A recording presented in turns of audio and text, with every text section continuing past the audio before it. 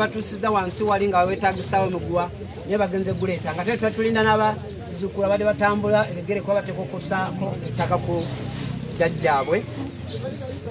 Katusabe tufuneyo ku kigambo kya Katonda katono watuukira tuteeke buteesi nga tuddeyo waka kuba abantu bavudde wala.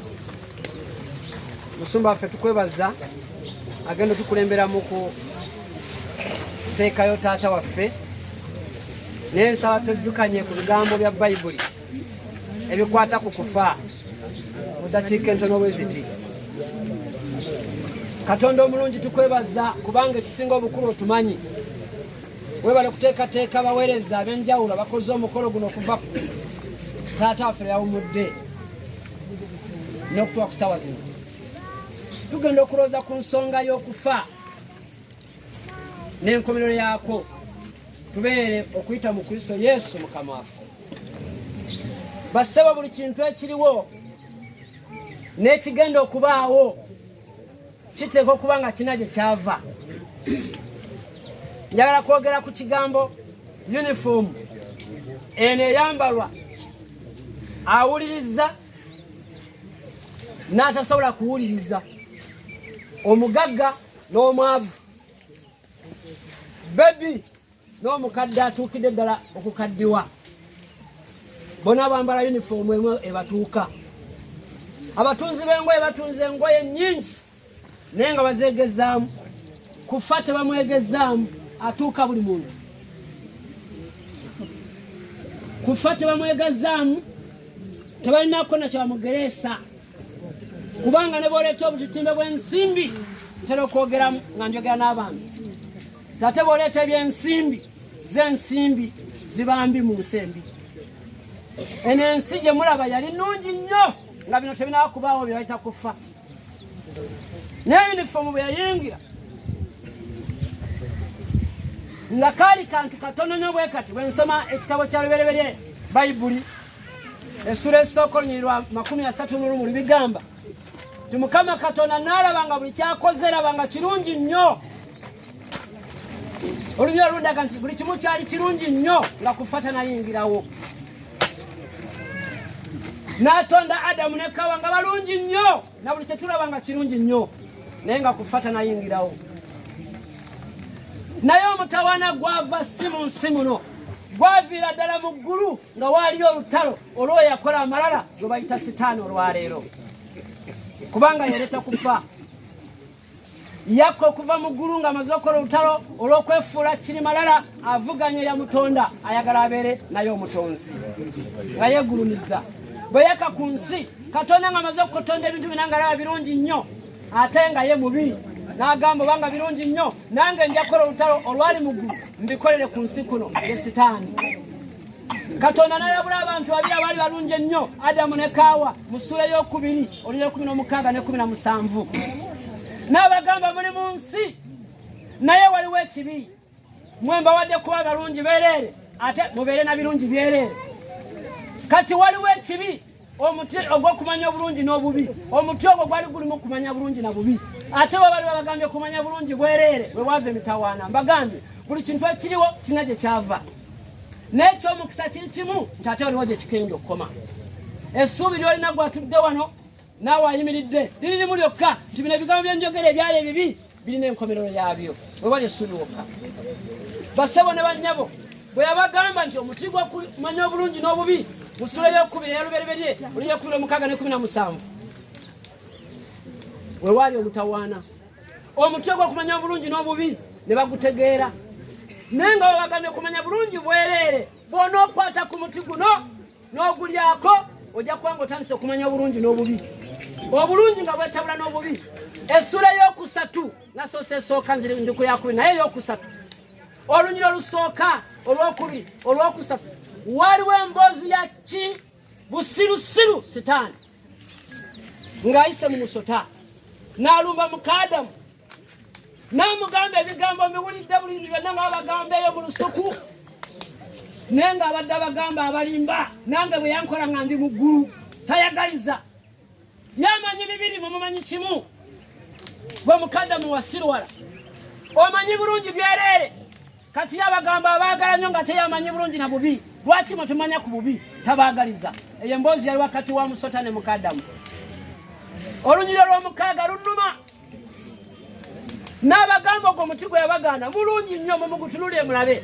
Olunyiri olw'omukaaga luŋŋamba nti muka Adamu bwe yatunulira omuti mbu nga mulungi okutunulira. Kibi nnyo ekigambo olwaleero ekisensi mu buli kimu maaso gano ag'okungulu. Abanyarwanda nja nkola ekyo bavuga guhumirizo kanuye. Abantu tutunulira ebintu, buli lw'otunulira ekintu n'okitunula nnyo buli ekimasamasa si zaabu, buli lw'otunulira ekimasamasa kirimu ekibi. Kati amaaso gano Sitaani ge yatwala gatunulira ekibi nga gakiramamu ebirungi, kubanga Sitaani yagoonoona. Naye buli lw'owulira nga waliwo kyotunula nga kimasamasa kinyuma, kendeeza ku kukanula amaaso. Ojja kufuna amaaso ga Katonda gakugamba ekyo kyolaba ennyo ekimasamasa si zaabu, weegendereze. Muka Adamu teyakikola, bwe yatunulira omuti mbu nga mulungi we waava emitawaana bassebo ne bannyabo kufa bwe kwajja. Bwe yalyako kufa n'ayingirawo. Tebaakimanya, bakitegeera ku mwana waabwe asooka Kayini mu ssula ey'okuna olunyiri okutaano. Kayini ng'atta muganda we Aberi, emitawaana ne gigiraawo. Mu bufunze bya sijja byogera entandikwa y'ekibi kufa ne kutandikira ku musajja wa Katonda. Omwana yasooka okufa muyita Kayini. Muganda we n'amukuba emiggo okukamala n'amutta. N'adda n'amubuuza ali ludda muganda wo tinange kanzire, n'amuddira n'amukuba emiggo bakumbuza ng'ani. N'adda n'amubuuza muganda we aliwa, n'adda nga yafudde dda takitegeera kwe kufa okwasooka, n'amukuba n'amwongera emiggo. Muganda we gw'ombuuza otegeeza ki?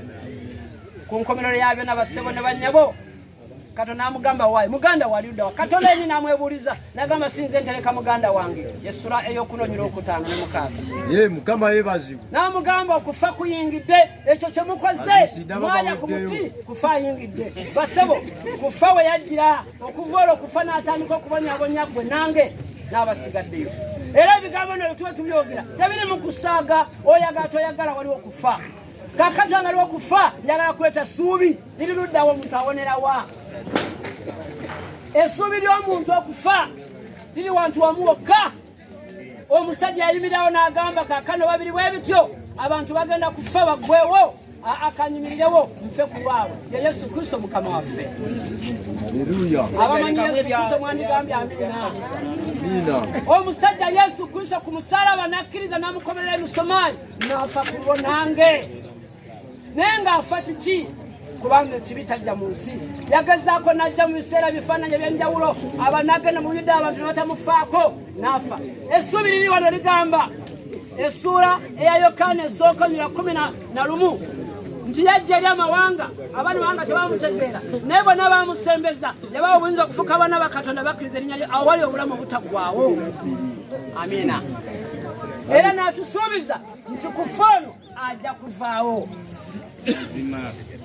Mukama yebazibwe. Nentunuulira obwedda gwe mbanjulira taata wange kwabadde adda ng'atuuse ku ssaawa eno gaba omutuno ojja kulanga ya Ssaalongo Agusitini yennyini Kalimanooki. Gwe nabanjiridde eyo kitange gwe nsigazizza avudde mu Rwanda gy'aziike muganda we. Oli abadde addako oyo nga bw'omulaba n'oli bw'abadde afaanana bwe yayambalira essuuti zaabwe bwe zityo. Haleluya. N'enkofiira zaabwe. Naye Kalimanooki ndakubwira uyu munsi nubwo byaba bite nubwo bizaba bite uzabona Ssaalongo ku munsi w'imperuka Yesu agarutse. Iryo ni ijambo nkubwira. Imana bantu. Yesu yakisuubiza mu bikola by'abatume mu Bakorinso ekisooka essula ya 15 olunyirira 50 mu Lugamba mbabuulira ekyama tetuli bakafena oguvunda guno kukigugwanira okwambala ogutavunda na guno ogufa gujja kwambala ogutafa. Obukakafu ne bubeerawo mu lunyirira 21 Bakorinso ekisooka 15 ti Yesu Kristo ng'amaze okuteeka abalabe be bonna wansi w'ebigere bye. Olwabiri mukaga lugamba nti ne kufa uniform ene yambala buli omu alivaawo. Haleluya. Kufa bwali bavuddewo olwo ffenna tulyoke tuweebwa obulamu obutaggwaawo oguvunda gwambala ogutavunda tugende bakabaka obutaggwaawo emirembe n'emirembe. Basebe ekiriko entandikwa kibeera n'enkomerero. Nkomerero ya kufa alivaawo. Era nange Lusagala ayogera ateeka okuvaawo. Nina ekigambo nakyogera ndi mu Somalia bampita afande pastor.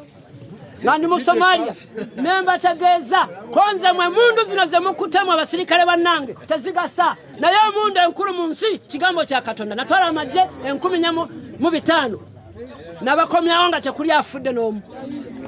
Naye nga mbategeeza nsonga egi emundu gyenina nga ye Bayibuli buli kirala misana abasirikale natwala Somalia n'abakomyawo bonna. Mbakakasa mpa bujulizi bwa lwatu bw'obagenze Single Barracks bakubuulira. But nabakomyawo bonna nga mbategeeza nti kitukuma Yesu Kristo abaddako omwaka gwaddako mu Barracks mwe nali mu headquarter mwe nali nkulembera abasirikale tubeeramu 213 abanzira mu bigere 137 bonna ne bafa essaawa y'emu nga bawakanya kiri. Obukuumi tebuli mu mundu obukuumi tebuli mu biti namwe abateeka bagatikipa ku miryango tewali. Ekituwanguza kigambo kya Katonda Yesu Kristo mukama waffe yekka. Amina. Sa mukama bampera omukisa. Amen. Ebigambo mbadde mbyogerwa migwa gino gituuse. Era nja kusaba ebigambo bino nkwase omusumba wange yagenda tuwerayo okusaba obwayo badde bwakubuulira. Mukama bampera omukisa baagalwa. Amen. Mukiza Yesu Kristo nga mulokozi waffe byafuka bakabako butagwawo. Amen. Obulamu bwonna bw'obuwadde ku nsengo ekitiibwa n'ettendo bikudduza oyongere okugula abantu ba famire eno babeere balamu era babeere n'emirembe. Tubikusabye nga tuyita mu linnya lya Yesu Kristo mukama waffe.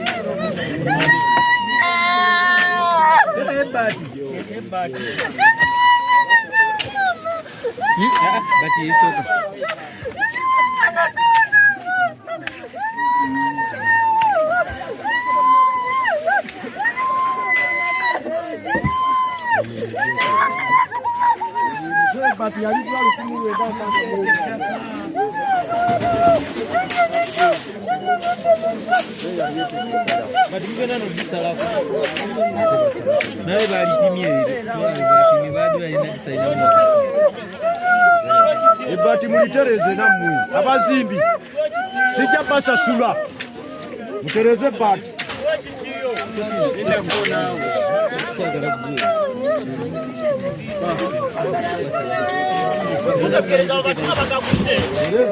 Tereze bati.